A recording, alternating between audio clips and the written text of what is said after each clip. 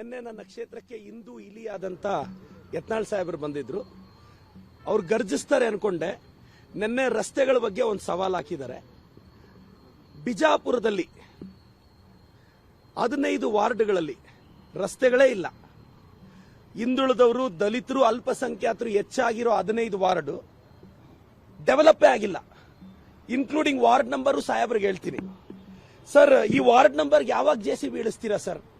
ಅದೇನೋ ನೀವೇನೋ ಆದ್ರೆ 11 JCB ವಿಧಾನಸೌಧದಲ್ಲಿ ಪೂಜೆ ಮಾಡ್ತೀನಿ ಅಂದ್ರಲ್ಲ, 11 ಅಲ್ಲ ಸರ್, ನೀವು ಫಸ್ಟ್ 15 JCBಗೆ ಪೂಜೆ ಮಾಡಿ. ಈ ಬಿಜಾಪುರದಲ್ಲಿ 15 JCB ward number 18, ward number 19, 20, 23, 24, 25, 26, 27, 28, 29, 30, 31 ಮೂರನೇ ವಾರ್ಡು, 4ನೇ ವಾರ್ಡು.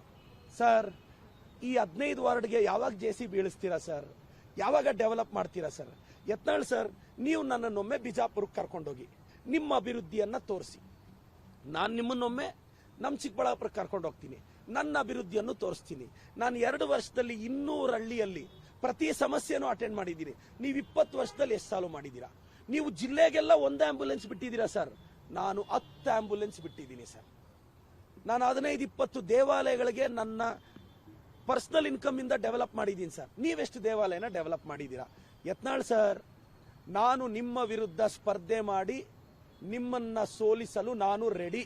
ನಿಮಗ್ ತಾಕತ್ತಿದ್ರೆ ನೀವು ಚಿಕ್ಕಬಳ್ಳಾಪುರದಲ್ಲಿ ನನ್ನ ವಿರುದ್ಧ ಸ್ಪರ್ಧೆ ಮಾಡ್ತೀರಾ? ನಾನು ನಿಮ್ ವಿರುದ್ಧ ಸ್ಪರ್ಧೆ ಮಾಡಿ ಕನಿಷ್ಠ 20,000 ಮೆಜಾರಿಟಿಯಲ್ಲಿ ನಾನು ಗೆಲ್ತೀನಿ. ನೀವು ನನ್ನ ವಿರುದ್ಧ ಸ್ಪರ್ಧೆ ಮಾಡ್ತೀರಾ? ಯತ್ನಾಳ್ ಸಾಹೇಬರಿಗೆ ಸವಾಲಿದು, ಮೊದಲನೇದು. ಎರಡನೇದು, ನಮ್ಮ ಸೋಮಣ್ಣ ಸಾಹೇಬ್ರು ಸೆನ್ಸಸ್ ಅಲ್ಲಿ ಅಷ್ಟು ಕ್ವಶನ್ಸ್ ಕೇಳಬಾರದು ಅಂತೀರಾ.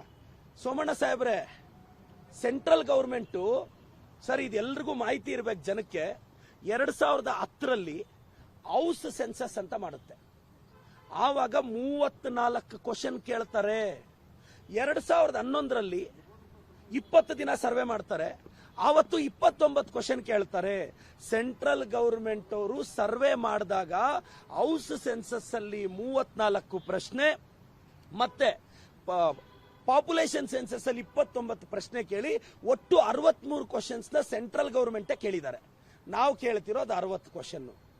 ಸರ್, ನೆಕ್ಸ್ಟ್ ಇಯರ್ ನೀವು ಅಕ್ಟೋಬರ್ ಅಲ್ಲಿ ಏನೋ ಸೆನ್ಸಸ್ ಮಾಡ್ತಿರಲ್ಲ ಸೋಮಣ್ಣ ಸರ್, ಅವಾಗ ಮನೆ ಮುಂದೆ ಹೋಗಿ ಓಪನ್ ಗಂಗನಮ್ ಸ್ಟೈಲ್ ಅಂತ ಡ್ಯಾನ್ಸ್ ಆಡ್ತಾರ ಸರ್? ನೀವು ಕ್ವಶನ್ ತಾನೇ ಕೇಳೋದು.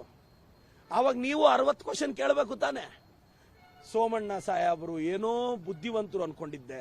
ಏನ್ ಸೋಮಣ್ಣ ಸಾಹೇಬ್ರೆ, ನೀವು ಈ ಪ್ರತಾಪ್ ಸಿಂಹ ಯತ್ನಾಳ್ ತರ ಹುಡುಗಾಟ ಆಡ್ತೀರಾ ಅಂದ್ರೆ ನನಗೆ ಬೇಜಾರಾಗುತ್ತೆ ಸರ್. ನೀವೆಲ್ಲ ನಮ್ಗೆ ಇನ್ಸ್ಪಿರೇಷನ್ ಸೋಮಣ್ಣ ಸರ್. ನೀವು ಸೆನ್ಸಸ್ ಬಗ್ಗೆ ಹಿಂಗೆ ಮಾತಾಡ್ತೀರಾ ಅಂದ್ರೆ ನನಗೆ ಬಹಳ ಬೇಜಾರಾಗುತ್ತೆ. ಮತ್ತೆ ಮೂರನೇ ವಿಚಾರ, ನಮ್ಮ ಮೆಟ್ರೋ ಬಗ್ಗೆ. ಸರ್, ಕರ್ನಾಟಕದ ಜನತೆಗೆ ಹೇಳ್ತೀನಿ, ಬಸವಣ್ಣನವರ ತತ್ವಗಳು, ಆದರ್ಶಗಳು ನಮಗೆಲ್ಲ ಸ್ಫೂರ್ತಿ. ನಾನು ಸಿದ್ಧಗಂಗೆ ಮಠದಲ್ಲಿ ಓದುವಾಗ ಬಸವ ತತ್ವಗಳನ್ನ ಆದರ್ಶವಾಗಿ ತಗೊಂಡಿದ್ದೀನಿ. ತಪ್ಪೇನು ನಮ್ಮ ಮೆಟ್ರೋಗೆ ಬಸವ ಮೆಟ್ರೋ ಅಂತಿಟ್ರೆ? ನಮ್ಮ ಮುಖ್ಯಮಂತ್ರಿಗಳು ಪತ್ರ ಬರೀತಾ ಇದ್ದಾರೆ ತಾನೆ. ಈಗ ನೋಡಿ ಸರ್, 87% ಮೆಟ್ರೋಗೆ ನಾವು ಬಂಡವಾಳ ಹಾಕೋದು ಕರ್ನಾಟಕದವರು, 13% ಸೆಂಟ್ರಲ್ ಗವರ್ಮೆಂಟ್. 13% ಸೆಂಟ್ರಲ್ ಗವರ್ಮೆಂಟ್ ಹಾಕಿದ್ರು, ಆದ್ರೆ ಸೆಂಟ್ರಲ್ ಗವರ್ಮೆಂಟೇ ನಾಮಕರಣ ಮಾಡೋದು. ಈಗ ನಮ್ಮ ಸರ್ಕಾರ ನಾವು ಬದ್ಧವಾಗಿದ್ದೀವಿ, ನಮ್ಮ ಮೆಟ್ರೋಗೆ ಬಸವ ಮೆಟ್ರೋ ಅಂತ ಇಡ್ತೀವಿ. ಸಾಮಾಜಿಕ ಜಾಲತಾಣದಲ್ಲಿ ವಿಮರ್ಶೆ ಬರ್ತಿದೆ, ನಮ್ಮ ಅನ್ನೋ ಪದ ಹೆಂಗ್ ತೆಗಿತೀರಾ ಅಂತ. ಸರ್, ನಮ್ಮ ಅನ್ನೋ ಎಮೋಷನ್ಗಿಂತ ಬಸವಣ್ಣ ಅನ್ನೋ ಎಮೋಷನ್ ದೊಡ್ಡದು. ಬಸವ ಮೆಟ್ರೋ ಅಂತ ಇರೋದ್ರಲ್ಲಿ ನಮ್ಮ ಸಹಮತ ಇದೆ, ಸರ್ಕಾರದ ಸಹಮತ ಇದೆ. ನಮ್ಮ ಸೋಮಣ್ಣ ಸಾಹೇಬ್ರು, ಯಡಿಯೂರಪ್ಪ ಸಾಹೇಬ್ರು ಸೆಂಟ್ರಲ್ ಗವರ್ಮೆಂಟ್ ಹತ್ರ ಹಂಗ್ ಸೈನ್ ಹಾಕ್ಸ್ಬಿಡಿ ಸರ್. ನಮ್ಮ ಮೆಟ್ರೋನ ಬಸವ ಮೆಟ್ರೋ ಅಂತ ಹೇಳೋಣ. ಸಾಧ್ಯ ಆದ್ರೆ ಪ್ರಧಾನಮಂತ್ರಿಗಳನ್ನೇ ಕರೆಯೋಣ, ದಯವಿಟ್ಟು ಮಾಡಿಸಿ ಸರ್. ಅಲ್ಲ, ಬಸವಣ್ಣನ ಒಂದೇ ಸಮಾಜಕ್ಕೆ ಸೀಮಿತ ಮಾಡ್ತಾ ಇರೋದು ಯಾಕೆ ಅಂತ? ನಾವು ಬಸವಣ್ಣನವರನ್ನ ಒಂದೇ ಸಮಾಜಕ್ಕೆ ಸೀಮಿತ ಮಾಡಿದ್ದಿದ್ರೆ ಯಾವ್ದಾದ್ರೂ ಲಿಂಗಾಯತರ ಮಠಕ್ಕೆ ಅವ್ರ ಹೆಸರಿಡ್ತಿದ್ವಿ. ಗ್ಯಾರಂಟಿ ನ್ಯೂಸ್, ಸುದ್ದಿ ಖಚಿತ, ನ್ಯಾಯ ನಿಶ್ಚಿತ.